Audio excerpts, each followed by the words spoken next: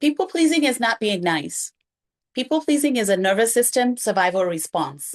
And if you're a highly sensitive person, an HSP, this pattern can slowly drain you until your body starts collecting the debt. So you said yes when you meant no again.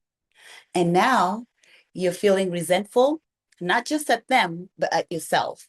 So today I'm going to tell you what's actually happening in your body when you people please, not the Instagram version, the real version. And for the next 10 minutes, we're doing three things. First, what people pleasing is and why just set the boundaries doesn't work. Why the second thing is why, as highly sensitive people, HSPs are especially vulnerable to this wiring. And the third thing, what it's costing you right now in your relationships, your energy, and your health. And at the end, I'm going to give you one sentence that you can use this week that buys your body time to choose truth. So let's dive right in. My name is Sly. I'm a pediatric registered nurse, a writer, a professional overfeeler. And today I want to talk about the in this sanctuary, the video, which is this sanctuary is the video version of my Substack, the HSP sanctuary. I know, here I go again, stumbling over my words. But as an HSP, you carry everyone else's emotions. You shrink to make others feel comfortable, and you're told that your depth is too much.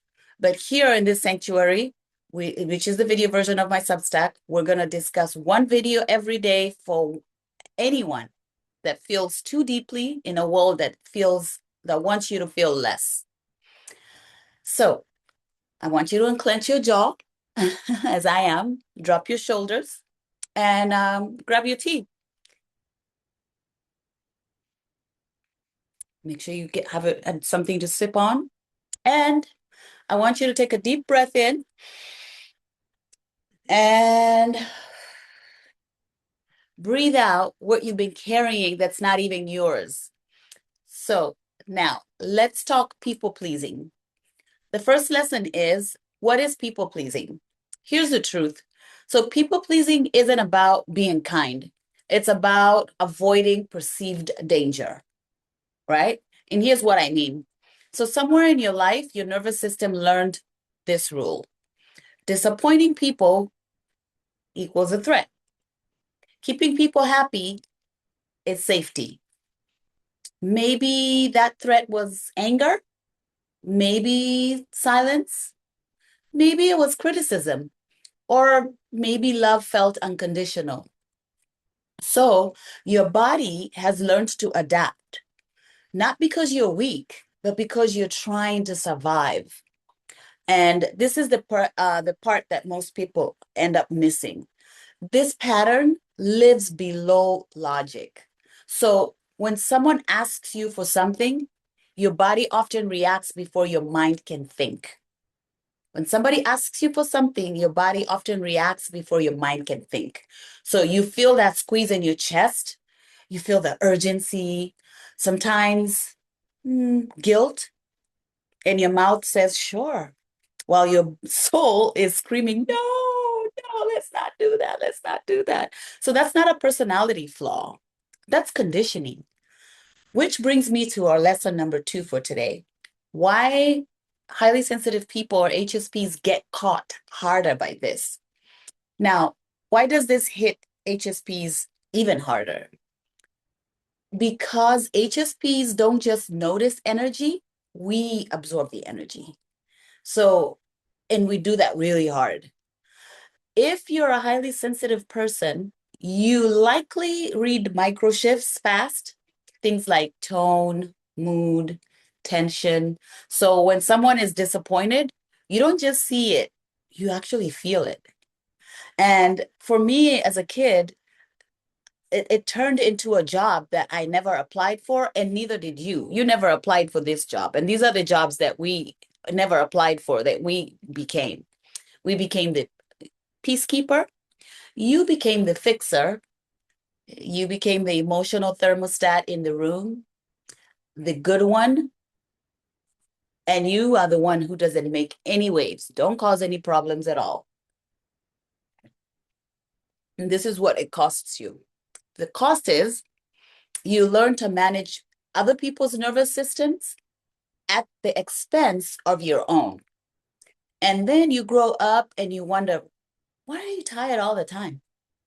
Right? So, and our last point today takes me to lesson number 3. What it's costing you right now. Okay, let's name the bill. Because as I said, your body collects the debt. First, your body is always exhausted because living in chronic pleasing mode, you're just not mad mode. It's still stress. And it shows up in your relationships, right? So your relationships, they tilt. People pleasers often attract takers, right? I am a recovering people pleaser, as I like to say, because I attract people that just take from me all the time. And it's not because you're doomed, but because the pattern teaches people that my needs can wait and your needs can wait, and some people will happily accept that deal, right? The third thing, resentment grows because you keep saying yes, and then you punish people in your head for taking what you offered, right? And I'm going to say this with love. They asked, you agreed. So the real healing isn't figuring out how to stop people from asking. It's learning how to stop abandoning yourself in the moment. And here's the tool I promised you that I would give you for this week that buys you time. It's one sentence.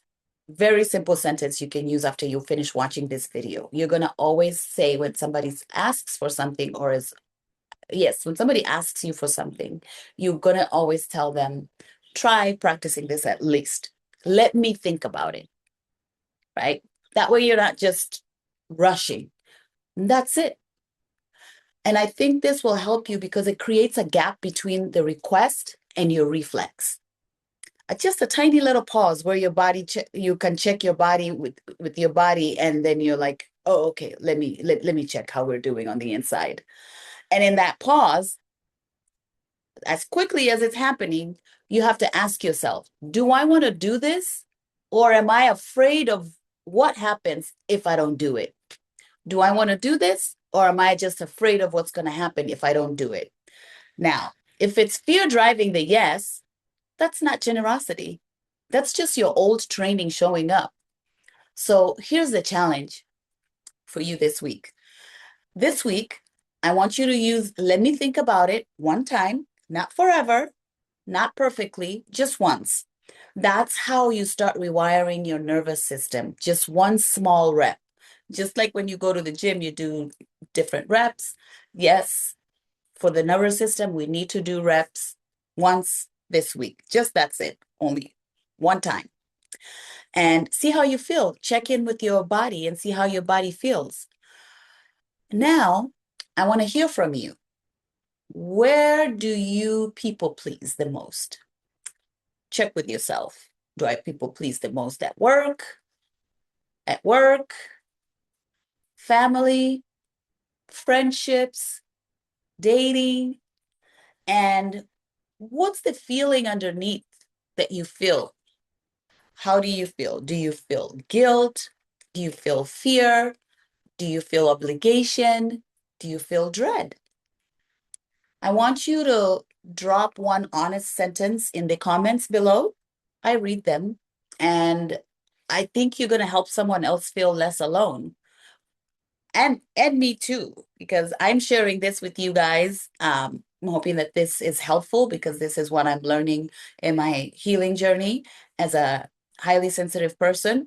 And I'm finding it helpful and speaking it out loud and sharing it on camera, even when I'm nervous and my voice shakes and I forget what I'm saying or what I need to say. I think it's helpful. And I want to know and hear from you if it's helping you, and what's the one thing you're going to try to do this week so that way you are not continuing to people please into oblivion. So if you made it this far, I want you to welcome. You're right in the right place. I want you to follow the breadcrumbs and come back tomorrow, because tomorrow is going to be a new topic, same place, same tea, same mission. And I want to know if this also helped you. Do me a favor and subscribe, and do that now. Hit the subscribe button. And because I am posting daily, that's the challenge I'm putting out there for myself so I can learn and improve with each video. And tomorrow's video is going to be on perfectionism. It's going to build on this one. These are breadcrumbs. Please follow them, because YouTube only learns what to show this to, who to show this to when you engage. And so please subscribe, like, comment, send this to another HSP who's trying to earn belonging. We don't want to go through this journey alone. I don't want you to go through this journey alone. And if you want the written version and the real-time healing, I am on Substack, the HSP Sanctuary. YouTube is where I teach. Substack is where we heal together. And both links are going to be in the bottom here on the screen. And I want to thank you for being here. Thank you for letting me tell you the truth, even when it's uncomfortable. Because as I say these truths, I'm speaking to myself as well. And you're not too nice. You're just trying to stay safe the only way you know how. And now you know there's another way. I want you to come back tomorrow and we shall pick up where we left off. And I want you to always remember you're doing better than you think. Thank you, and I'll see you tomorrow.